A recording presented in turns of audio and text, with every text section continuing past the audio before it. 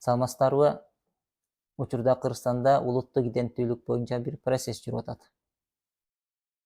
Дин жагынан карай турган болсок, кыргыздардын улуттук иденттүүлүгүндө эки ишенимди көрөбүз. Биринчиси кыргыздардын байыркы ишенимдери болсо, экинчиси ислам. Исламдын да Ханафи Матурди окуусу. Кыргызстанда көпчүлүк Ханафи Матурди окуусун жактайт.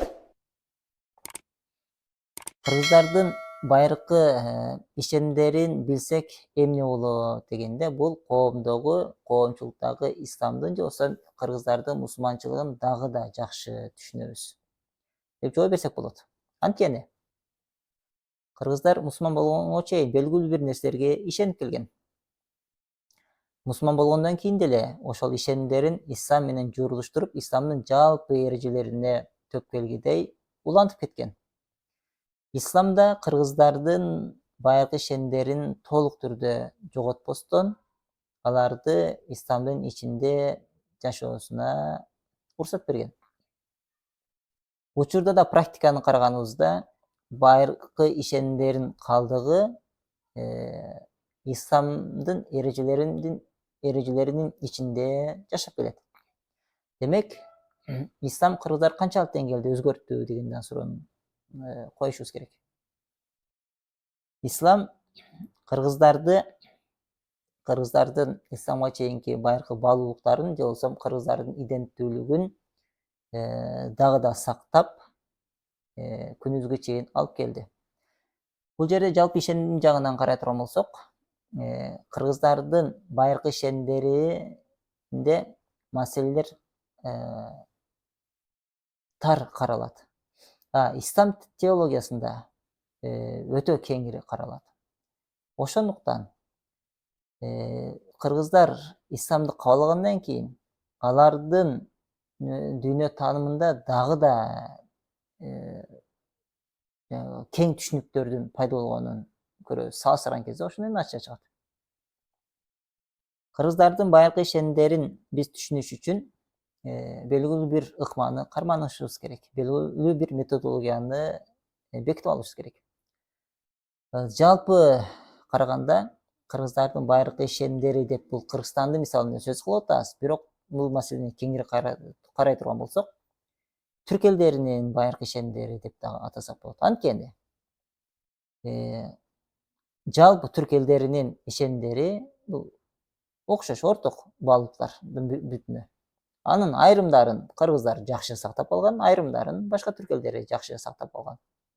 Ошондуктан ал сакталган баалуулуктарды чогултуп бир бүтүн караган кезде биз өзүбүздүн дагы өтмүшүбүздү, өзүбүздүн дагы байыркы ишенимдерибизди дагы да жакшы түшүнөбүз.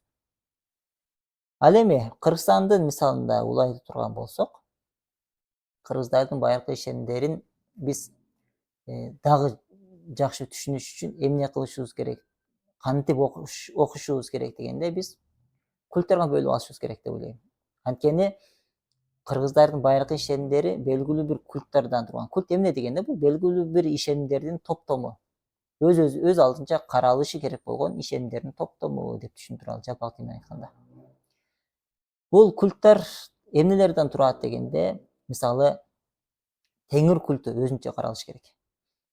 Культу өзүнчө каралыш керек. Аталар культу өзүнчө каралыш керек. Ыйык жер суу ишеними өзүнчө каралыш керек. Руханий күчтөр өзүнчө каралышы керек.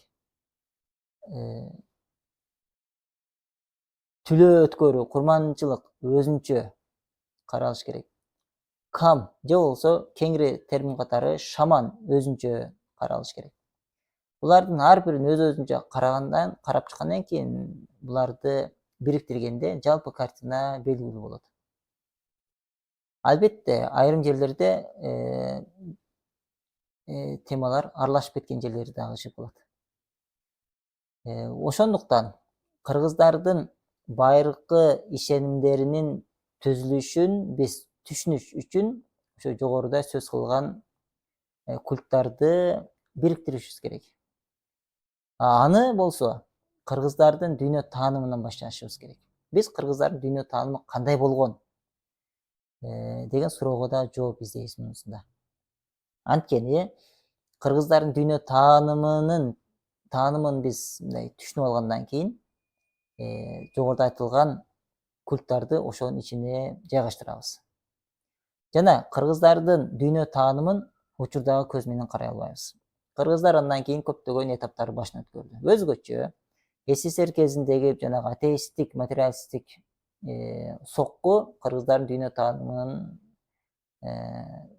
өзгөрттү. Ошондуктан секулярдык көз менен кыргыздардын дүйнө таанымын биз түшүнө албайбыз. Кыргыздардын дүйнө таанымын түшүнүш үчүн ошо кездеги кыргыздардай ойлоно алышыбыз керек, ошо кездеги кыргыздардын көзү менен карашыбыз керек. Бул маселелерди жалпы карагандан кийин кыргыздардын байыркы ишенимдерин кантип атасак болот? Кыргыздардын байыркы ишенимдеринин аталышы эмне болгон деген суроолорду карайбыз. Ага чейин ал маселеге кирбей турабыз. Жана кыргыздар жашаган аймакта кандай диндер өткөн? Аларга да токтолобуз. Алардын ичинде эмне үчүн ислам гана кыргыздарга сиңди? Башка диндер кыргыздардын арасында жашай албады. Эмне үчүн ислам гана жашап кетти деген маселеге дагы токтолобуз. Сиздерден бир суранычым, ар бир теманы шашпай калем, дептер алып, өзүңүздөрдүн түшүнүүңүздөрдү жазып, балким мен туура эмес түшүндүрүп каламын, балким түшүндүрө албай каламын. Түшүнүксүз болуп калган жерлери же болбосо суроолор туулуп калган жерлерди кайтарым байланыш катары комментарийге жазсаңыздар, мен аларды жалпы карап, балким кийинки темада улантамын, же болбосо суроолор көбөйүп кетсе, аларды өзүнчө бир тема кылганга аракет кылам.